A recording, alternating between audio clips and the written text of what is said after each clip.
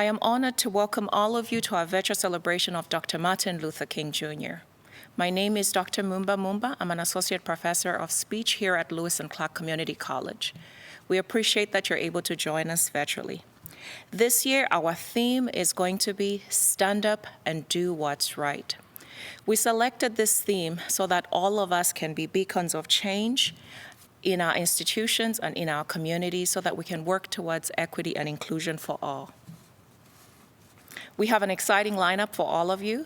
We have 2 performances and speeches. The speeches are going to be by Dr. Martin Luther King, and these are going to be read by our students. We also have an invited speaker.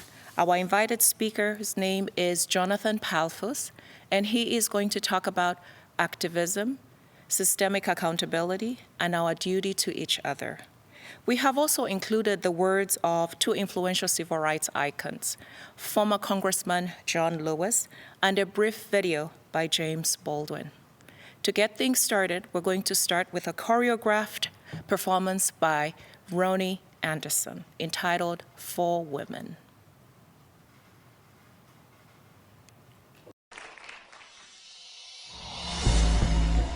Ladies and gentlemen, Marsha Ambrosius, Lettuce, Kelly Price, and Jill Scott.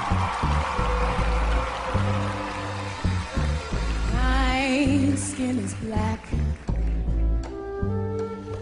My arms are long. My hair is woolly and my back is strong enough to take the pain inflicted again and again. What do they call me? My name is Aunt Sarah. Aunt Sarah. My skin yellow. My hair is long. Between 2 worlds, I do belong. Yeah. My father was rich and wide. He forced my mother late one night. So what do they call me? My name's Saffronia. Saffronia. Yeah. My skin is tanned. My hair is fine. My hips might invite you daddy. My mouth like wine. Who's little girl and I? Anyone who has money to buy. What do they call me? My name is Sweet Thing. Sweet Thing.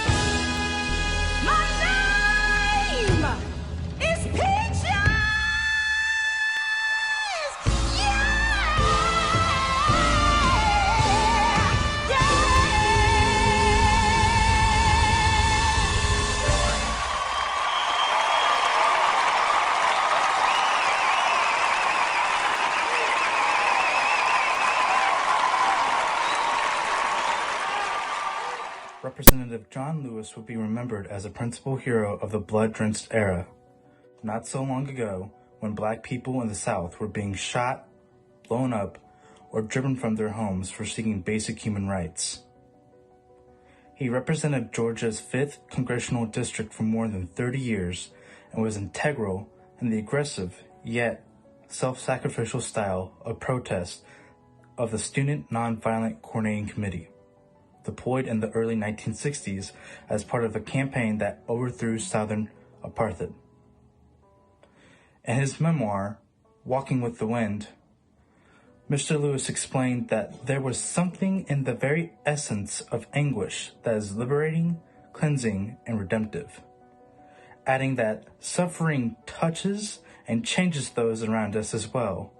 It opens us and those around us to a force of righteous truth that is at the basis of human conscience. John Lewis risked his life for justice. His willingness to do so was essential to the quest for civil rights. He died on July 17, 2020, and wrote this essay shortly before his death to be published upon the day of his funeral. I'm Abigail Zajac, and today I'm going to be reading former Senator John Lewis's last letter, titled Together You Can Redeem the Soul of Our Nation. While my time here has now come to an end, I want you to know that in the last days and hours of my life, you inspired me.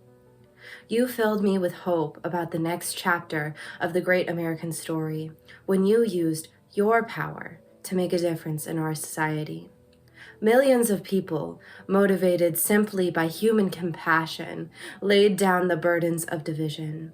Around the country and the world, you have set aside race, class, age, language, and nationality to demand respect for human dignity. This is why I had to visit Black Lives Matter Plaza in Washington. Though I was admitted to the hospital in the following day, I just had to see and feel it for myself, that after many years of silent witness, the truth is still marching on. Emmett Till was my George Floyd. He was my Rayshard Brooks, Sandra Bland, and Breonna Taylor. He was 14 when he was killed, and I was only 17 years old at the time. I will never ever forget the moment when it became so clear that he could have easily been me. In those days, fear constrained us like an imaginary prison, and troubling thoughts of potential brutality committed for no understandable reason were behind bars. Though I was surrounded by 2 loving parents, plenty of brothers, sisters, and cousins, their love could not protect me from the unholy oppression waiting just outside that family circle. Unchecked, unrestrained violence from the government-sanctioned terror had the power to turn a simple stroll to the store for some Skittles, or an innocent morning jog down a lonesome country road, into a nightmare. If we are to survive as one unified nation, we must discover what so readily takes roots in our hearts that could rob Mother Emanuel Church in South Carolina of her brightest and best, shoot unwitting concert-goers in Las Vegas, and choke to death the hopes and dreams of a gifted violinist like Elijah McClain. Like so many young people today, I was searching for a way out. Some might say a way in, and then I heard the voice of Dr. Martin Luther King Jr. on an old radio. He was talking about philosophy and discipline of nonviolence. He said, "We are all complicit when we tolerate injustice." James Baldwin was born in August 1924 in New York and died December 1987. An American essayist, novelist, and playwright, his eloquence and passion on the subject of race in America made him an important voice, particularly in the late 1950s and early 1960s in the United States, and later through much of Western Europe. I Am Not Your Negro is a 2016 documentary film on Baldwin's unfinished manuscript, Remember This House. Narrated by actor Samuel L. Jackson, the film explores the history of racism in the United States through Baldwin's memories of civil rights leaders Medgar Evers, Malcolm X, and Martin Luther King Jr., as well as his personal observations of American history. The book and the film, I Am Not Your Negro, illuminates Baldwin's call for a higher humanist agenda and implies that the most horrifying thing that you can do to a movement is to kill its leaders. It was nominated for Best Documentary Feature at the 89th Academy Awards and won the BAFTA Award for the Best Documentary. Joe Morgenstern from the Wall Street Journal said, "The film is unsparing as history and enthralling as a biography. It's an evocation of passionate soul in a tumultuous era. A film that uses Baldwin's spoken words and his notes for an unfinished book to illuminate the struggle for civil rights." Ladies and gentlemen, a snippet from James Baldwin explaining the film, I Am Not Your Negro. If any white man in the world says, give me liberty or give me death, the entire white world applauds. When a black man says exactly the same thing, he is judged a criminal and treated like one, and everything possible is done to make an example of this bad nigger so there won't be any more like him. The story of the Negro in America is the story of America. It is not a pretty story. Most of the white Americans I've ever encountered, sure, they have nothing whatever against Negroes. That's really not the question. Really a kind of apathy and ignorance. You don't know what's happening on the other side of the wall because you don't want to know. In America, I was free only in battle, never free to rest. We need to take action, any kind of action, by any means necessary. They needed us to pick the cotton, and now they don't need us anymore. Now they don't need us, they're going to kill us all off.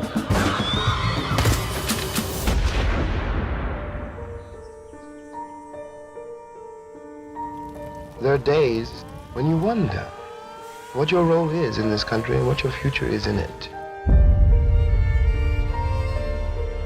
I can't be a pessimist because I'm alive.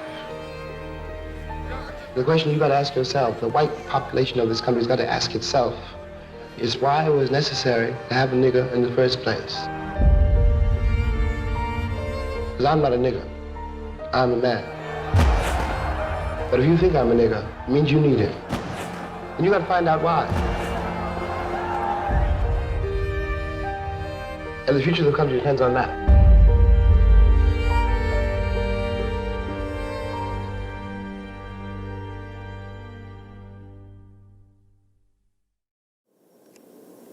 An individual must do in seeking to love his enemy is to discover the element of good in his enemy.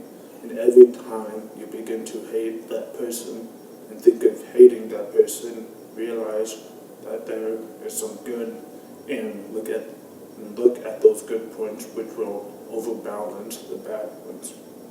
I've said to you on many occasions that each of us is something of a schizophrenic personality. We're split up, divided against ourselves, and have something of a civil war going on with all of our lives. There is a recalcitrant south of our soul, revolting against the north of our soul, and there is the continual struggle within the very structure of every individual life. There is something within all of us that causes us to cry out with Ovid, the Latin poet, I see and approve the better things in life, but the evil things I do. There's something within all of us that causes us to cry out with Plato, that the human personality is like a charioteer with two headstrong horses, each wanting to go in different directions. There is something within all of us that causes us to cry out with Goethe, there is enough stuff in me to make both a gentleman and a lord. There is something within each of us that causes us to cry out with Apostle Paul, I see and approve the better things of life, but the evil things I do. So somehow the isness of our present nature is out of harmony with the eternal oddness that forever confronts us. And this simply means this, that within the best of our lives, there is some evil. And within the worst of us, there is some good. When we come to see this, we take a different attitude towards individuals. The person who hates you the most has some good in him. Even the nation that hates you the most has some good in it. even the race that hates you the most has some good in it. And when you come to the point that you look at the face of every man and see deep down within them what religion calls the image of God, you begin to love him in spite of no matter what he does. You see God's image there. There's an element of goodness that he can never slough off. Discover the element of good in your enemy. And as you seek to hate him, find the center of goodness and place your attention there, and you will take a new attitude. I think I mentioned before that some time ago my brother and I were driving one evening to Chattanooga, Tennessee from Atlanta. He was driving the car. And for some reason, the drivers were very discourteous that night. They didn't dim their lights. Hardly any driver that passed by dimmed his lights. And I remember very vividly my brother AD looked over and in a tone of anger said, "I know what I'm going to do. The next car that comes along here and refuses to dim the lights, I'm going to refuse to dim mine and pour them on in all of their power." And I looked at him right quick and said, "Oh no, don't do that. There'd be too much light on this highway. And it will end up in mutual destruction for all. Somebody got to have some sense on this highway. Somebody must have sense enough to dim the lights, and that is the trouble, isn't it?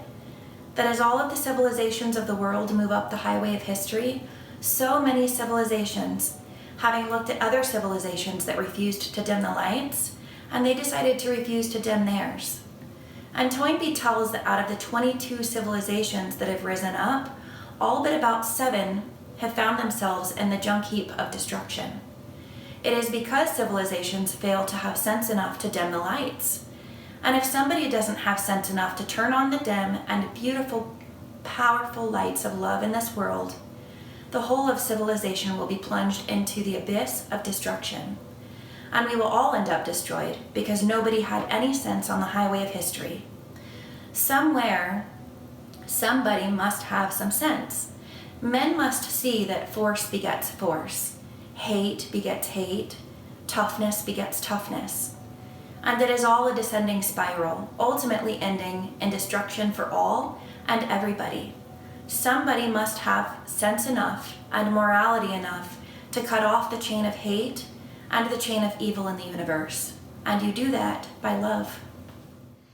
Jonathan Pulphus is a learner, writer, and activist. He is currently the Peace Program Associate at American Friends Service Committee, while also serving as an outreach worker with Employment Connections Cure Violence. Jonathan is from St. Louis and grew up in the meadows of 23rd Street. He graduated from St. Louis University in 2017 with a BA in African American Studies and a minor in Women and Gender Studies.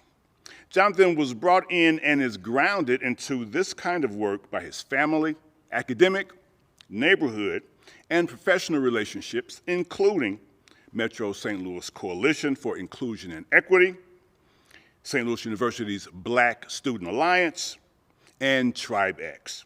He is motivated as a change agent to do this work for freedom because of the streets, and is inspired by elders who have come before him, and to instill hope to the young people coming after him.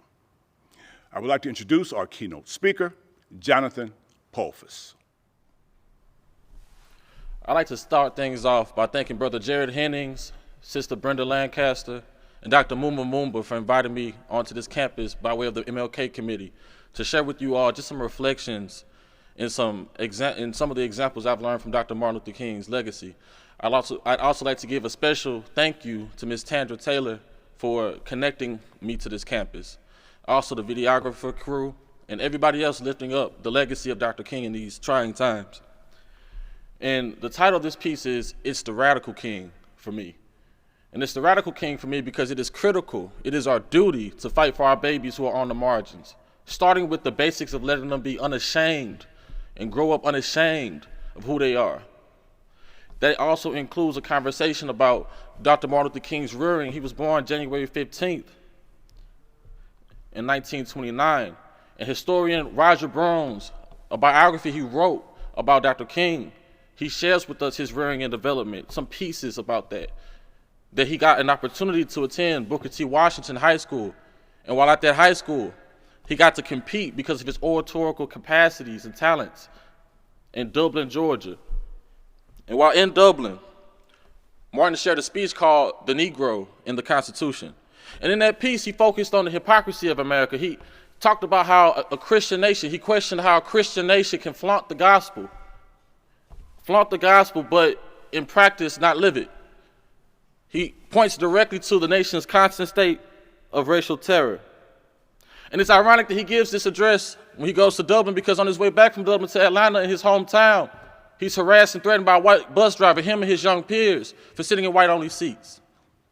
It's foreshadowing. You see, America has a horrific tradition of stripping away the innocence and humanity of black youth and youth on the margins. There's Gianna Floyd, that 6-year-old in Minneapolis who was without her father, George, because he was murdered by police in 2006. And I'd like to give a special shout out to hip-hop artist Lil Baby for comforting Gianna and her family during these trying times. Her first 7th birthday without her father, and her first Christmas without her father. It's also Tamir Rice, that's 12-year-old from Cleveland, who was murdered by police for having a toy gun in 2014. The Associated Press on December 29th of 2020 just announced that they would not file federal charges, citing that the video evidence was insufficient. But then there's Emmett Till, that 14-year-old. It's 4 little girls whose names, Addie Mae Collins, Denise McNair, Carol Robertson, and Cynthia Wesley, all taken away from us too soon during the bombing of the 16th Street Baptist Church. But there's also 2 other kids who were murdered after the 4 little girls. There's a 13-year-old who was riding his bike, and a 16-year-old who was shot and murdered by police. America, and King understood this, repeatedly flaunts being a nation that values its babies, yet it rips the innocence away from youth on the margins. But at the same time, King understood that universities, the call to universities is that they cannot settle with learning for learning's sake. They must be on the forefront of the battle for social justice. I'm thinking about young Martin's exposure to Thoreau at Morehouse and the staff there that instilled in him a bold sense of purpose. While attending Morehouse, he read On Civil Disobedience. Of all the texts he came in contact with, he cites that as his first exposure to nonviolent resistance. And in conversation with Thoreau, he links that to the lunch counters in Greensboro, the freedom rides in Mississippi, and later on, the bus boycotts in Montgomery. He also talks about how he was encouraged by the staff at Morehouse. According to him, the staff prepared his students on a, quote, positive quest for solutions to racial ills. Now, there are bold adults across this nation who are doing the work of preparing their students on a positive quest to address racial ills in America. I'm thinking about Dr. Stefan Bradley, then professor of African American Studies at St. Louis University, who called for the protection of a black student who was harassed for exposing his white baseball peers, athletes at SLU, who called Barack Obama a watermelon-eating baboon, alongside a string of other racist comments in June of 2016. I'm already working out the W-9, so it's the bold Faculty Association of Lewis and Clark who are demanding accountability from the Board of Trustees. Per the KMOX News, we are in the wake of its Board of Trustees, the head of the Board of Trustees circulating an anti-Muslim post. That was May of 2019. But it's also the bold Howard Thurman, who was a mentor to Dr. King, and it's the bold Herbert McHugh, who was a mentor to Angela Davis. Just like the staff and adults, the staff of institutions and the adults in community, universities must practice its teachings by encouraging its youth to be on the forefront for social justice. But King also understood this. Students, youth, women, the grassroots, and the streets have always put their mental, physical, emotional, and spiritual bodies and energies on the line for movement. The winter after receiving his PhD at Boston University, King didn't lead the Montgomery bus boycott alone. In fact, Indiana-born author Philip Hauser, his Twice Toward Justice, writes about the context of Montgomery. He writes about how the decision to citywide boycott didn't come from some seasoned adult named Rosa Parks. It came from the boldness of a high schooler named Claudette Colvin. Claudette Colvin was the first and only person in Montgomery at that time to plead not guilty to breaking the segregation laws when it came to busing. In Coretta Scott King's memoir, My Life, My Love, and My Legacy, she talks about how King was given an offer to settle at Dexter Avenue Baptist Church, and this was in '54. But King got busy once he arrived in Montgomery. King saw the outrageous treatment of a high schooler named Colvin.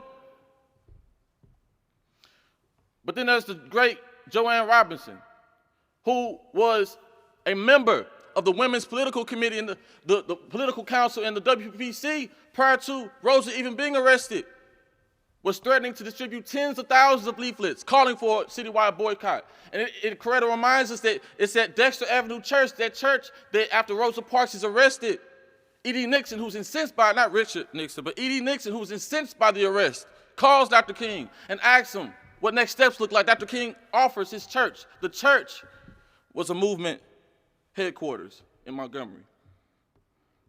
Coretta writes that it was unanimous that they would boycott. And so 381 days the bus boycott lasts.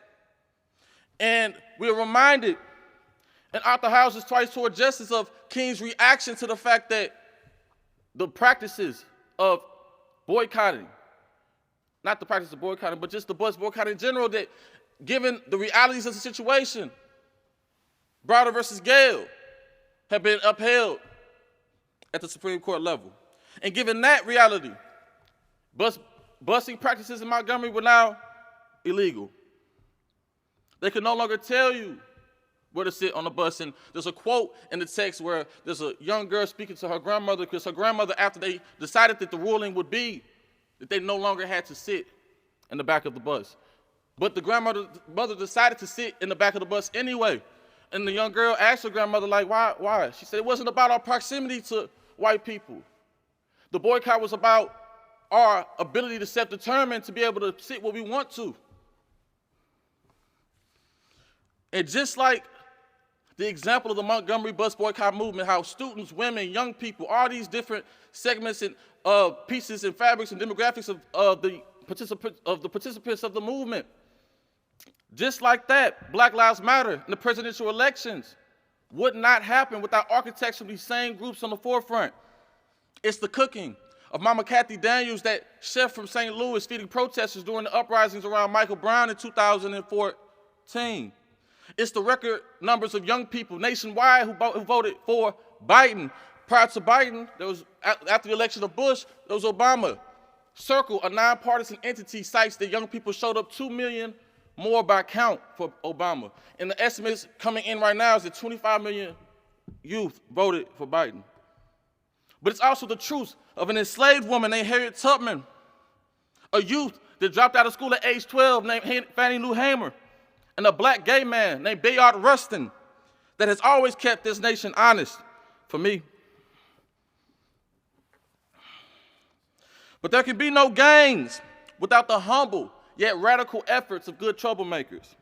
You see, King gave a momentous speech at the March on Washington before hundreds of thousands, but he traveled a long way to that podium. New Bedford professor David Garose, in Bearing the Cross, tells us that King co-founded the Southern Christian Leadership Conference to do regional work.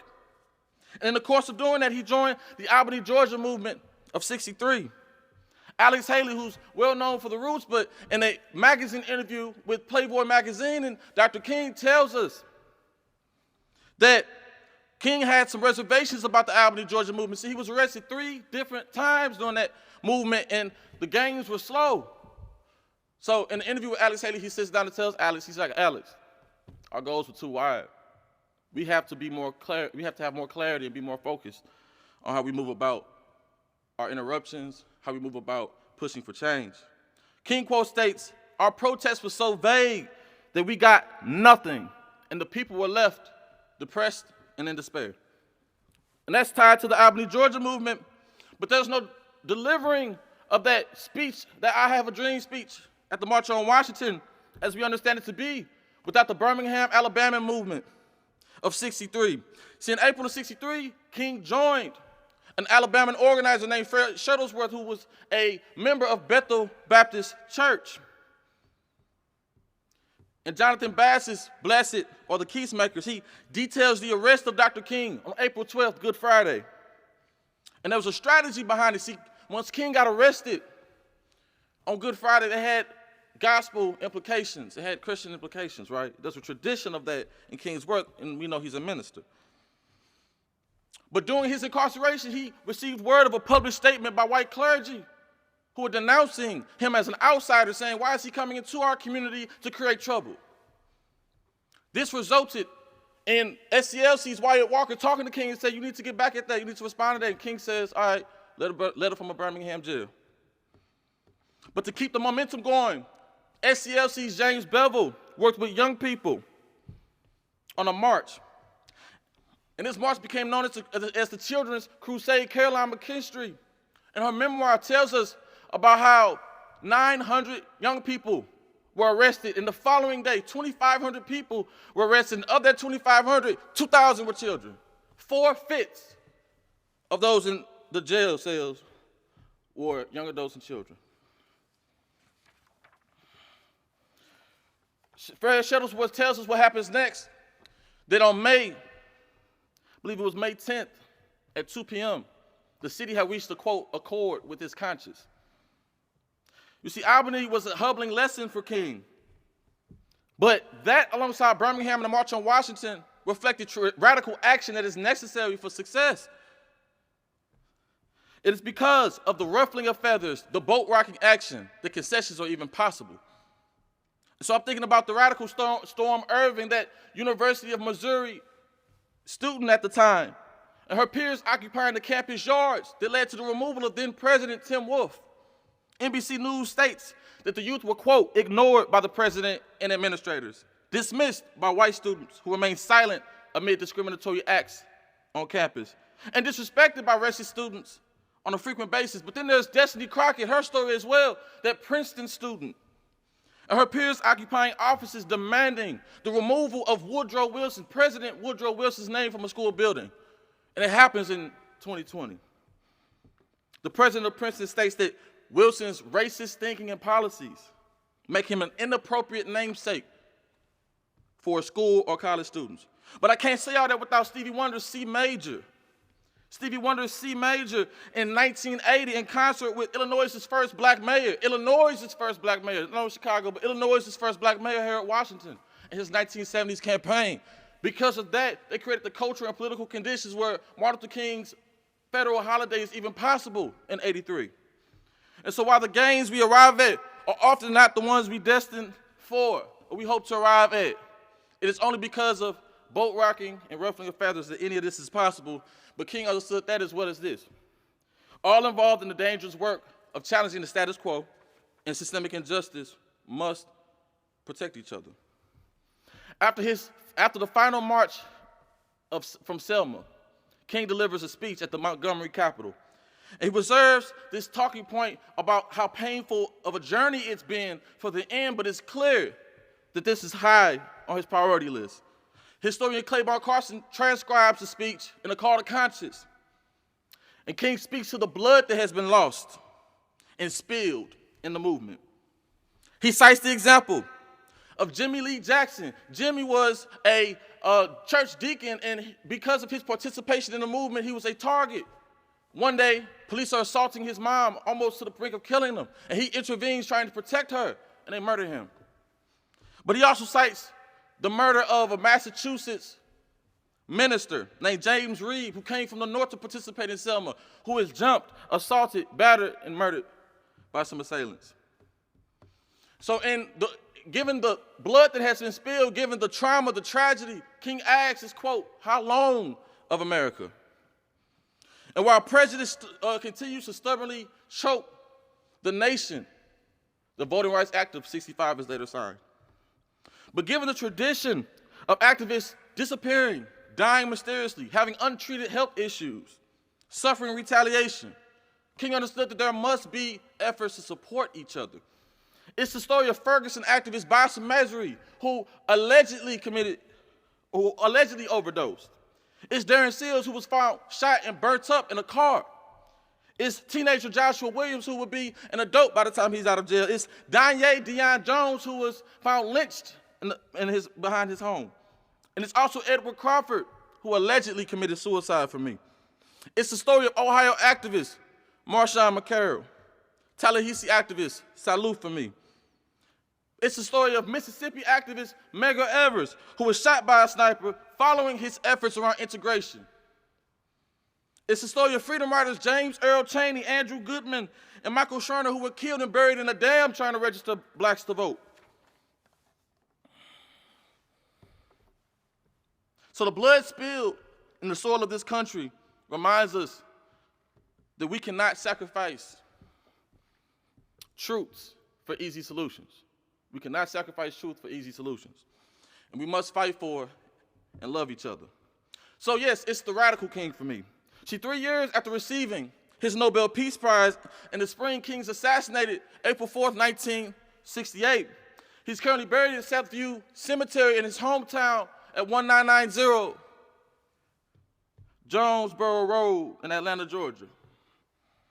But one day before his murder on April 3rd, 68, he's giving a speech at a protest leading sanitation workers in Memphis, Tennessee. And the question King asks and answers from God is, Martin Luther King, which age would you like to live to? And King answers as follows. Like anybody, I'd like to live a long life. Longevity has its place, but I'm not concerned about that now. I just want to do God's will. And he's allowed me to go up to the mountain, and I've looked over and I've seen the promised land. I may not get there with you, he says. But I want you to know tonight that we as a people will get to the promised land, and I'm happy. I'm not worried about anything. I'm not fearing any man because mine eyes have seen the glory of the coming of the Lord. Following this powerful address, he's murdered less than 24 hours later. But his death reminds us that we are bonded together forever. Because who knew a canister of poison would bind us forever? They launched it to separate us when it only brought us together. Clouds of aggression over our heads as we journey through war's weather. The media calling this a riot when it's really love's rebellion. So who that is become, that's my family. How did strangers become classmates in the Resistance Academy? How did secretaries and lokes become dance partners in the waltz against brutality? How did life and passion flood the streets following a grisly casualty? They didn't think we'd fight how we fought. They didn't think we'd reject the bull they hoped we bought. They didn't think we'd apply lessons we were taught. They didn't think we'd anticipate their traps they built to get us caught. The passion of shame or the poison of shame they hurled at children, we threw back at them. The poison of pain they sprayed at women we milked till feelings were numb. The poison of bitterness they blasted at elderly we shielded with no other outcome. And the poison of hate they fed us we chewed through like gum. Who knew a canister of poison would bind us forever? You see, nobody, and King understood this very well till his dying breath, nobody is safe from systemic oppression.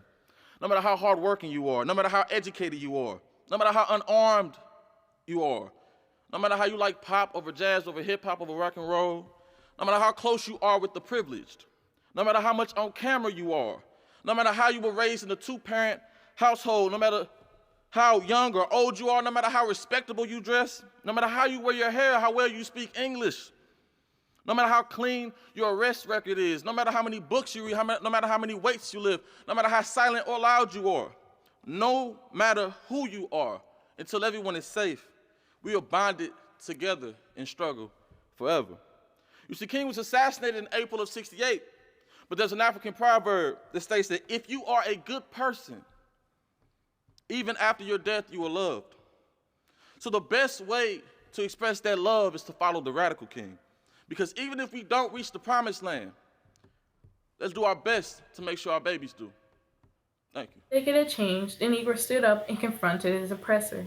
He faced the bullies, the guns, the dogs, and the tear gas. He put himself squarely before vicious mobs, moved with strength and dignity toward them, and decisively defeated them. In the courage with which he confronted rage mobs dissolved the stereotype of grinning, submissive Uncle Tom.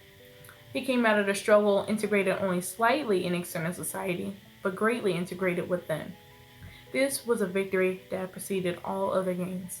In short, over the last 10 years, the Negro decided to straighten up his back, realizing that man cannot ride your back unless it is bent. We made our government write new laws, alter some of the cruelest injustices that affected us.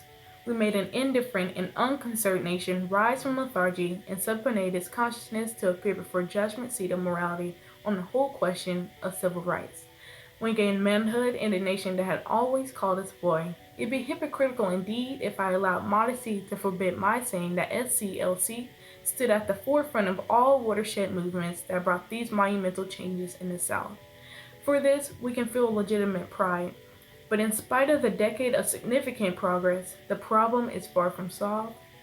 The deep rumbling of discontent in our cities is indicative of the fact that the plant of freedom has only grown a bud and not yet a flower. But tragically and unfortunately, there is another America. This other America has a daily ugliness about it that constantly transforms the ebulliency of hope into the fatigue of despair. In this America, millions of work-starved men walk the streets daily in search for jobs that do not exist. In this America, people find themselves living in rat-infested, vermin-filled slums. In this America, people are poor by the millions. They find themselves perishing on a lonely island of poverty in the midst of a vast ocean of material prosperity. In a sense, the greatest tragedy of this other America is what it does to little children. Little children in this other America are forced to grow up with clouds of inferiority forming every day in their little mental skies. As we look at this other America, we see it as an arena of blasted hopes and shattered dreams. Many people of various backgrounds live in this other America. Some are Mexican Americans, some are Puerto Ricans, some are Indians, some happen to be from other groups. Millions of them are Appalachian whites. But probably the largest group in this other America in proportion to its size in the population is the American Negro. The American Negro finds himself living in a triple ghetto. A ghetto of race, a ghetto of poverty, a ghetto of human misery. So what we are seeking to do in the civil rights movement is to deal with this problem. To deal with this problem of the two Americas. We are seeking to make America one nation, indivisible, with liberty and justice for all. Now let me say that the struggle for civil rights and the struggle to make these two Americas one America is much more difficult today than it was 5 or 10 years ago. We want to thank all of you for attending this event virtually. We hope the event was inspirational and that it sparked your curiosity to learn more about social justice issues and that you are going to be working towards inclusion. At this point, I'd like to thank our students, to thank our invited speaker, Jonathan Pulphus, and to thank my colleagues, Jared Hennings, Mario Lav, my former colleague, Tandra Taylor, and Ms. Brenda Lancaster. To end, you will listen to Hold On, a song by the Aeolians from Oakwood University in Alabama. Keep your hand on it up now. Hold on, hold on. On, hold, on, hold, on. Nor on, let me come in. The doors are fastened and the windows closed. Keep your hand on it up now. Hold on, hold on, on. Nor on, said you lost your track. You can't now straight, keep on looking back. Keep your hand on it up now. Hold on, hold on, hold on, hold on, hold on. Let your sky hold on. Keep your hand on it up now. Hold on, hold on, hold on,